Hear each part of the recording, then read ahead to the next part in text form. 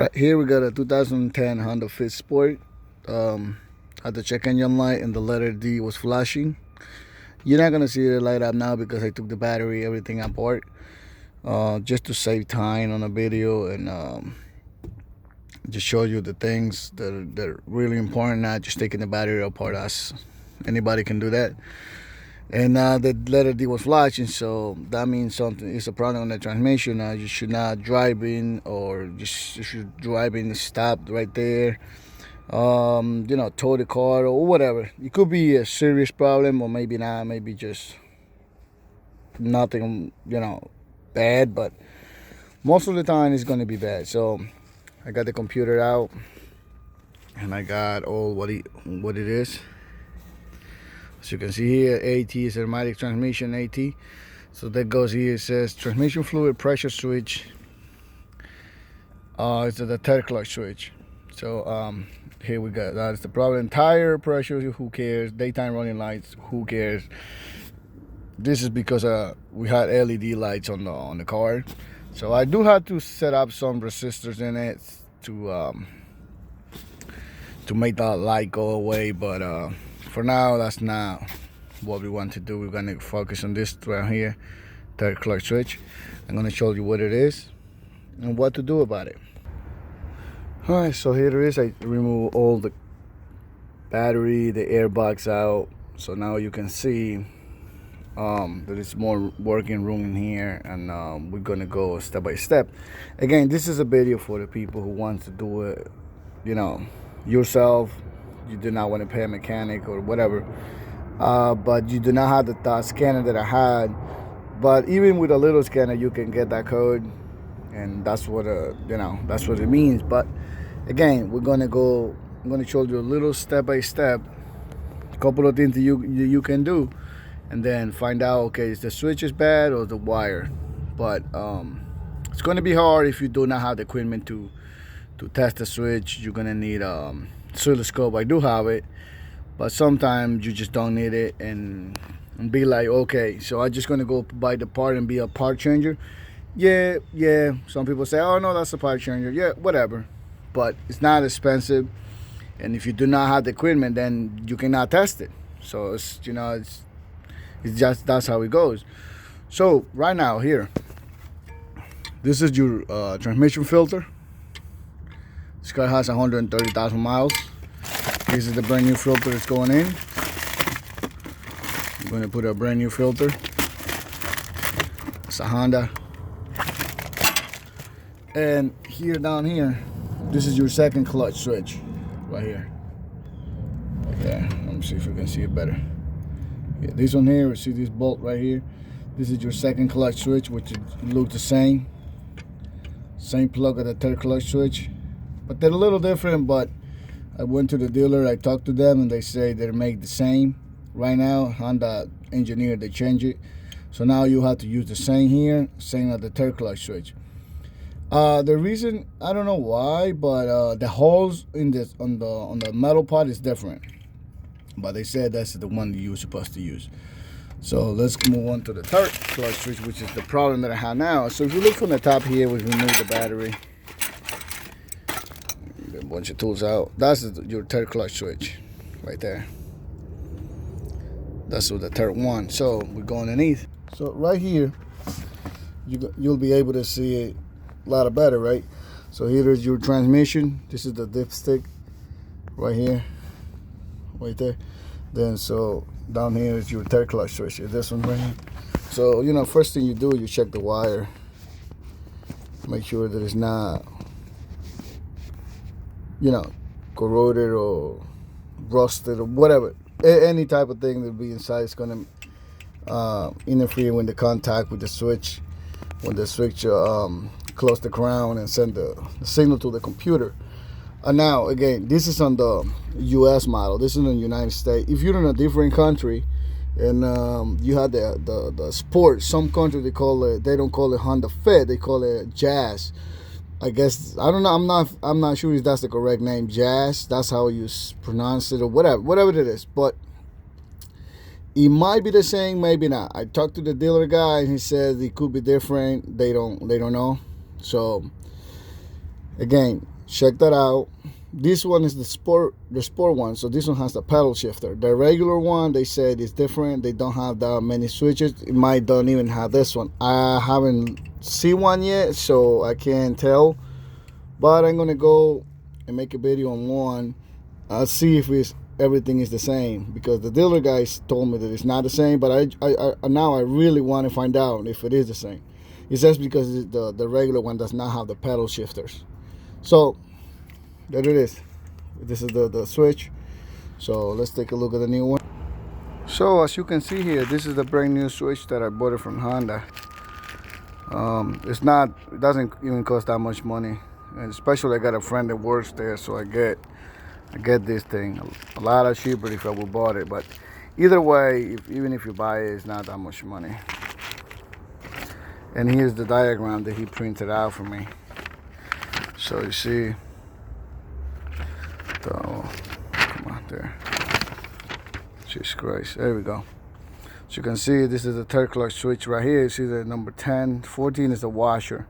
That goes right where I had the camera.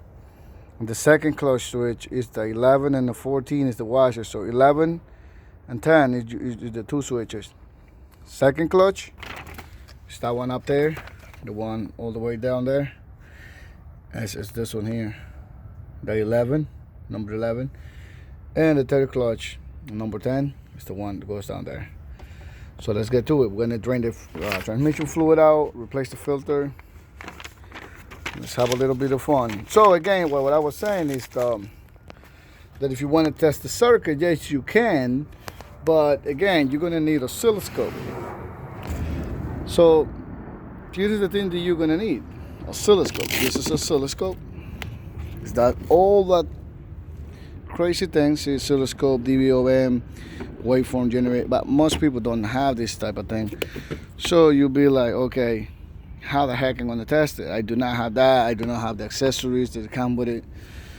Well, simple as that. Just if you do not have the equipment to do it, to test the circuit, it would be like a oscilloscope, all that kind of stuff. Like I said, go buy the switch, replace it. Make sure the wire is nice and clean. If the wire is corroded or something, then clean it out, or just splice a new wire in it, and then that'll be a lot better.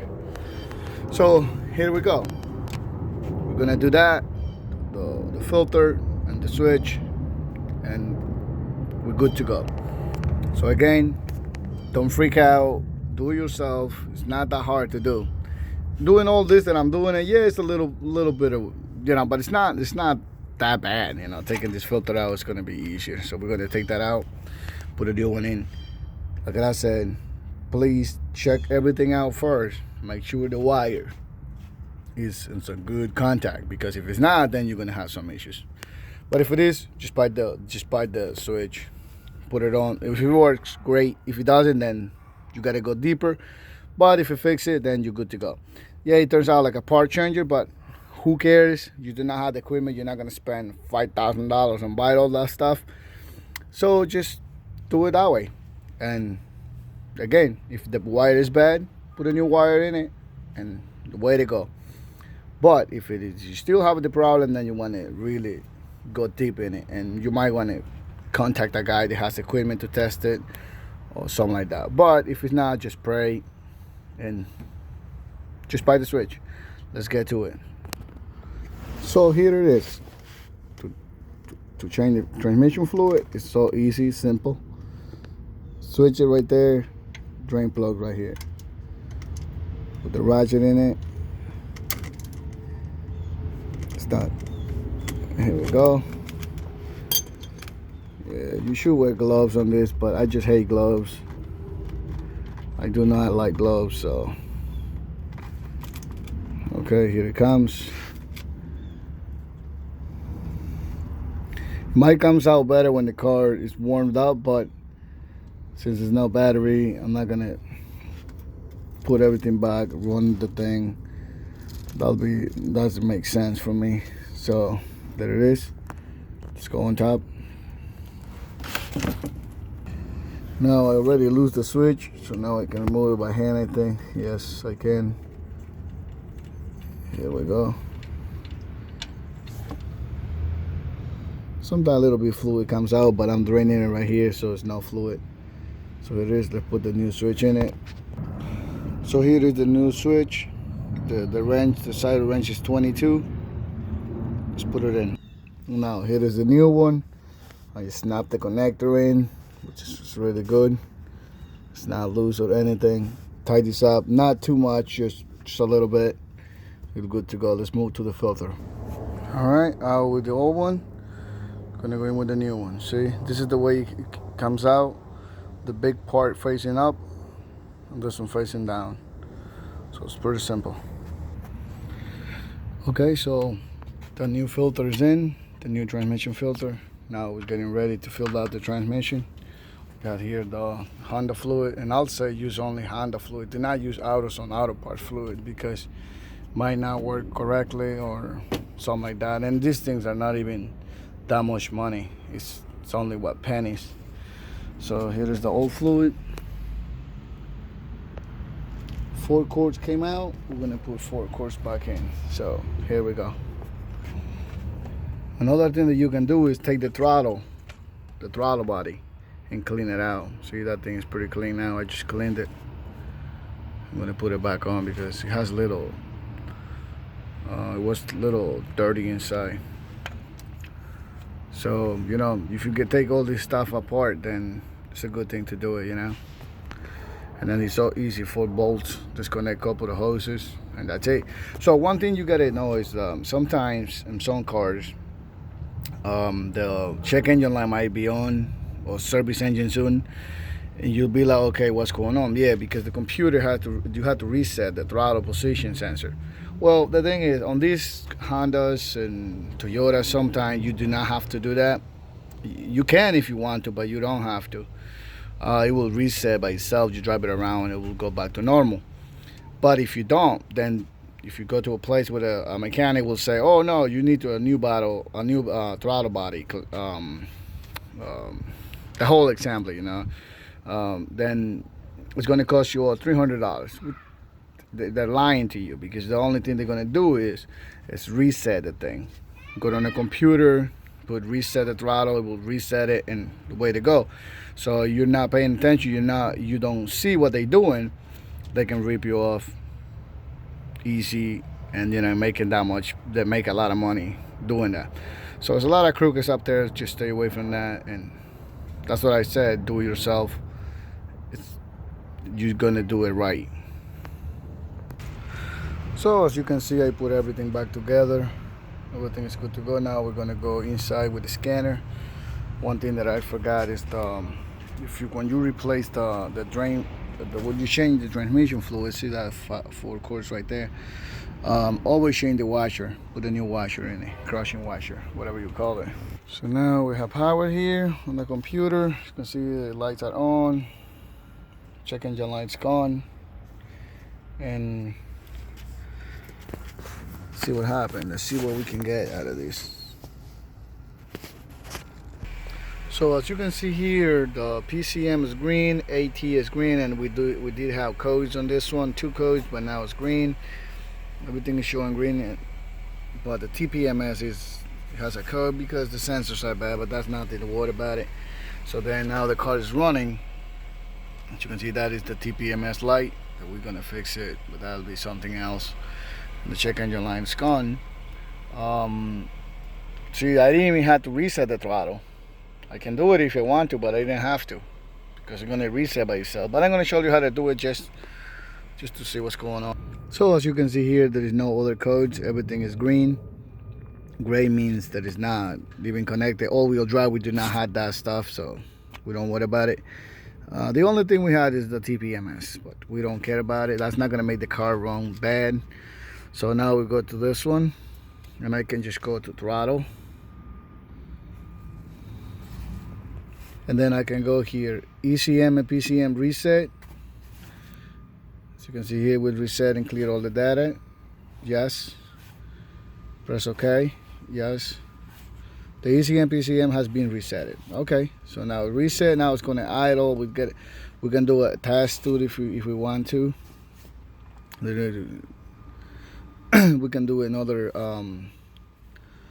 Well, the test right here I'm gonna see now it's testing the throttle actuator and the relay.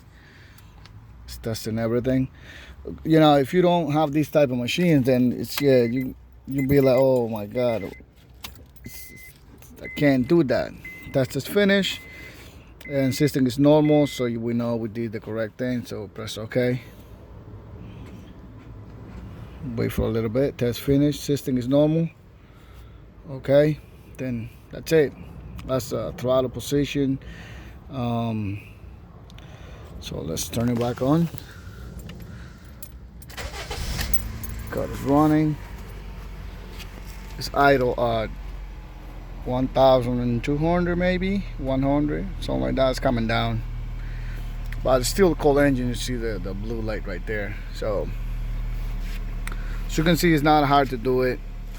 Again, if you do not have this type of equipment, then it's gonna be a problem. But if you go to honest mechanic, it has maybe not this type of things, but something maybe, you know, he can reset it for you.